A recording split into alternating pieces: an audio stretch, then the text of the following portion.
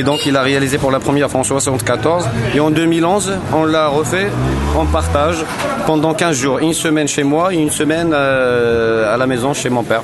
Ton papa a fait des ballons pendant combien d'années alors? Depuis 65. Ça fait... Et maintenant qu'est-ce qu'il fait? Il fait toujours des ballons avec moi. Oui. Il les fait à la maison et puis il fait son travail à la mosquée comme Et qu'est-ce que c'est son travail? Il est imam. Il est imam, voilà. Donc je lui prépare toujours du travail à faire à la maison. Donc lui, il fait la prière le matin vers 4h. À 5h, il entame son travail. À 10h, il fait un ballon de rugby ou un ballon de foot simple. Donc, je le mets dans un moule en vue qu'il prenne la forme. Bien ronde, quoi. Bien ronde. Oui. Et c'est un moule en quoi, ça? C'est un moule en cuivre. Qui date? De 1983. Donc du temps de tes parents, quoi. Bien sûr. Et cette entreprise existe depuis combien d'années comme ça? Depuis 1965. Vous faites des ballons? Ouais. Et on vient de loin chercher des ballons? Bien sûr, on vient de partout. Par exemple, donne-moi quelques clients. Des clients, je peux vous citer par exemple avant. J'avais Didier Six, le grand joueur international français. J'avais comme Serge Blanco en Normandie, les magasins de Serge Blanco.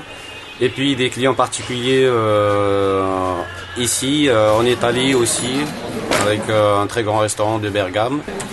Et puis en Espagne, avec des clubs notamment, on a fait pas mal de ballons. Alors on en a fait pour les présidents des clubs en France, dont je me rappelle presque plus des noms. Et comment t'ont-ils connu ces gens-là? Soit ils viennent tout seuls, soit ils découvrent sur les guides. Pourquoi tu fais un ballon meilleur que les autres? Il n'y a pas les autres. Hein. Ici au Maroc, il n'y a que notre famille. Qui fait les ballons? Oui. Au Maroc, il n'y a que notre famille.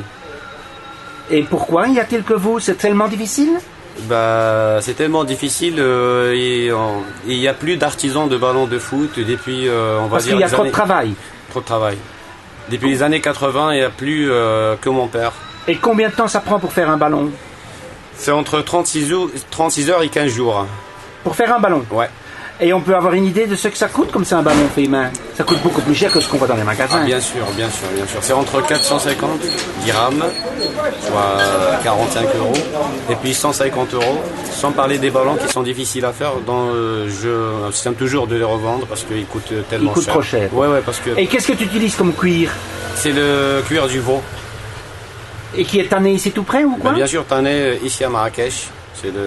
C'est une tannerie qui existe juste à côté du souk.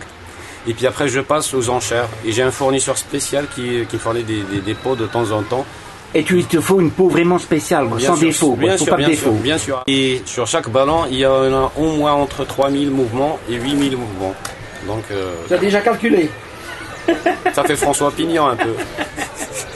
Alors donc, sans compter le nombre des trous, sans compter par exemple combien de fils on peut consommer, sans parler aussi de la cire d'abeille qu'on utilise. Tu utilises de la cire d'abeille et puis j'ai vu que tu utilises de la colle là ou quoi? C'est quoi cette... C'est la colle pour installer la chambre à air à l'intérieur du ballon. Elle est collée quoi? Oui, il est collé. Et si le ballon est crevé, alors comment est-ce qu'on fait? On le répare. Mais... Tu sais réparer un ballon qui est crevé? Bien sûr, c'est notre métier, c'est une clinique. Alors donc, on fabrique, on répare. Et on vient comme ça parfois réparer un ballon? Tous les Marrakechis connaissent la clinique du ballon depuis des années. Et parce qu'on ne s'est pas venu en taxi ici, on est dans les souks. Oui, on est dans les souks, il n'y a pas moyen d'utiliser le taxi, même les motos. Ils viennent à pied quoi. Ouais. Et tu n'as pas envie d'aller ailleurs? C'est pas trop petit? Pourquoi pas?